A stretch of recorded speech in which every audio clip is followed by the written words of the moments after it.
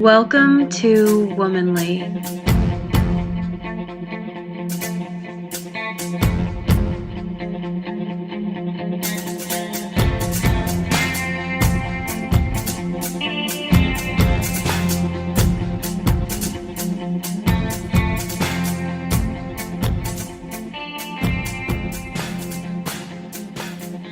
Okay, so this is the story of Catharina Linck.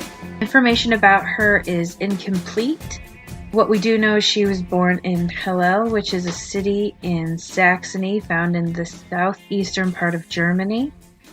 It was an area with rich salt deposits and some silver. Hellel was an area of industry where cloth making and buttons were a major export. Other influences on this area was education with one of the oldest and finest universities in Germany. I did not look up what that is because I'm good at this. Religion also had a major part of society. Martin Luther had a real base in Saxony, as well as other Protestant faiths were rooted from Saxony. It was also the home of Georg Friedrich Handel, who would have actually grown up around the same time as Catharina. In a place with so much industry, culture, religion, people would think that there would have been a lot of opportunities and she would have had a good life ahead of her. Unfortunately, that is not so. To begin with, she was born illegitimate to a local widow, and that apparently wasn't a problem back then. Her mother placed her in an orphanage. The facility was known as the Hellel Orphan House Complex, and it was a model for the world. It was the pride of theologian scholar August Hermann Frank. It was probably the finest run children's facility anywhere, but it was still an orphanage. These children were raised at a disadvantage because they were seen as illegitimate, which pushed them down the social scale. They were by birth unworthy of inheritance.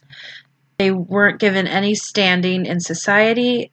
There were a lot of universities that wouldn't accept them, and even some people wouldn't employ them.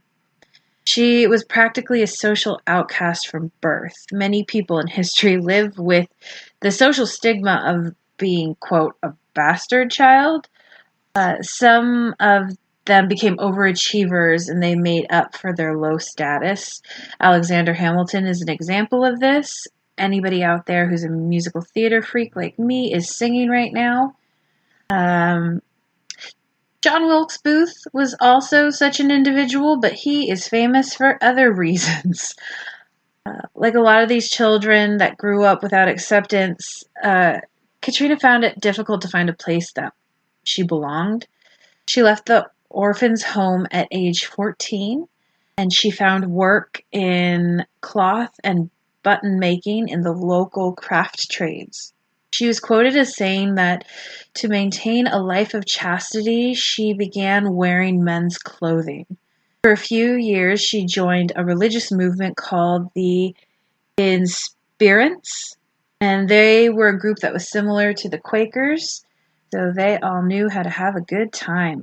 For her next attempt to fit in, she decided to try the military, because that's the obvious next step. Catharina decided to go somewhere that no one knew her and a long distance away, so she traveled to the Kingdom of Hanover on the Rhine River. She was successful in joining the Hanover army for a space of 3 years. Catharina probably didn't talk very much during this time. One of the reasons was because she would have had a higher than normal pitched voice compared to the other men. The second reason would have been her German was different. Because she came from Saxony, Saxons have a vague accent that would have been noticeable to other Germans. By 1708, she had had enough with the army in Hanover and deserted. Later, she was recognized and arrested for leaving the army. Desertion was a capital offense, but she was saved from being hanged because she disclosed her gender. She was examined by a professor and was declared a female. After her punishment, she was released from military service. Once out of the army, she lived for the summer as a woman in Hello, but she grew restless and traveled east to join a Polish garrison for a time. After that, she went west again to the Rhine River and signed up for another army unit using phony male names. She would desert both of these military enlistments, and eventually she returned to Hillel to work in cloth and button trade again. After being employed for some years, she actually rose to become the supervisor over several women, and she went back and forth, sometimes wearing women's clothes and sometimes wearing men's clothes.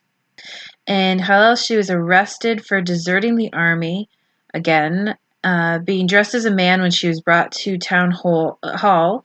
She produced the letter from the doctor asserting her femaleness, but had to pass another examination before she was released. In the year 1717, Catharina again took on a male identity. Oh, I'm going to mess this up. Anastasius Rosenstengel. Yeah. That year, she met and married Catharina Mararetha, who was 18 years old at the time. She liked him young.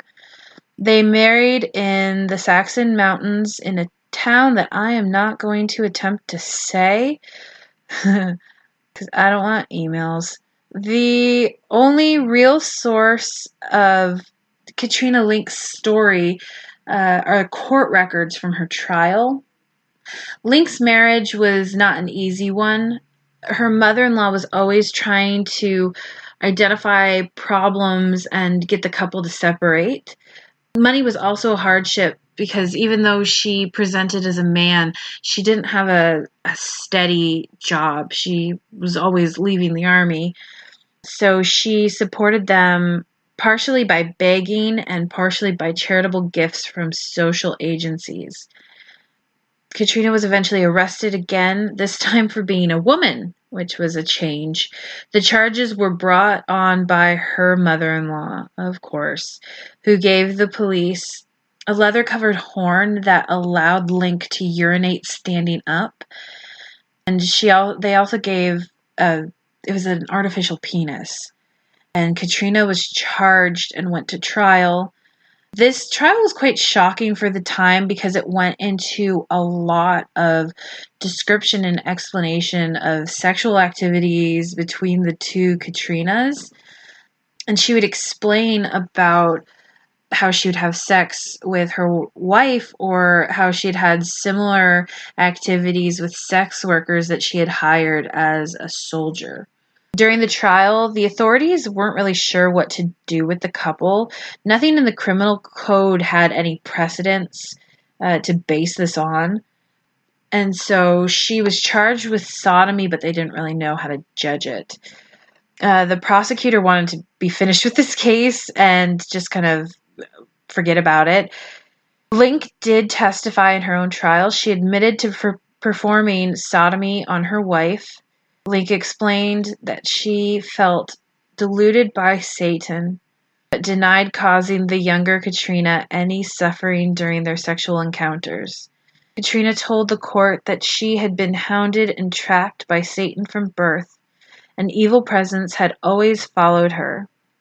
For the charge of wearing men's clothing, which was apparently illegal, it was only illegal for married women and not single women, and seeing as the court didn't recognize the marriage of two women, she hadn't committed a crime. I think they tried to charge her again with the military desertion, but she had been punished every time. She'd been punished every time she'd been arrested, where she'd actually spent weeks in chains and had been flogged to pay for the desertion. Which sounds fucking awful. She confessed to the charges in court and said that she deserved death for her offenses.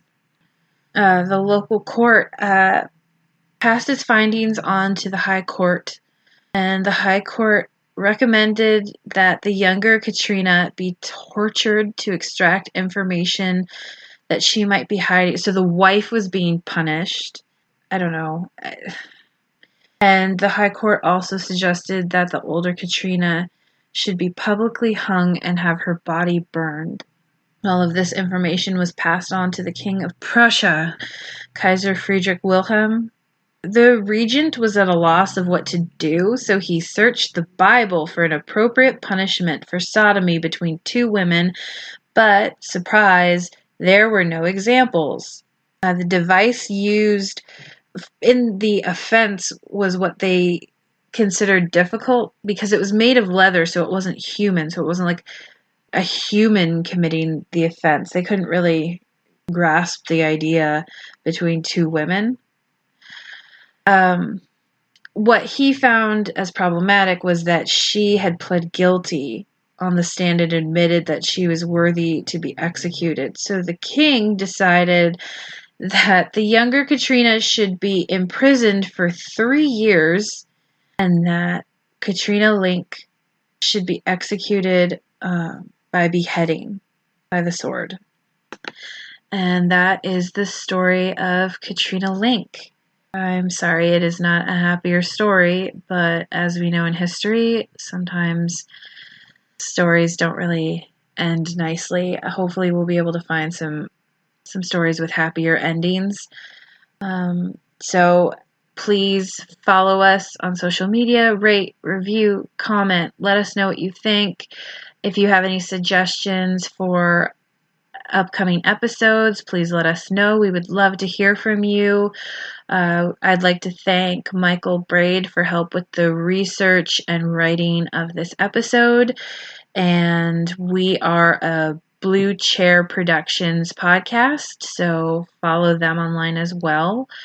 If you'd like to send us an email about a woman in your life that, maybe not in a history book or should be in your opinion, we'd love to hear about her. Maybe we can do some mini episodes just showcasing some women in your area that you think are amazing and astonishing.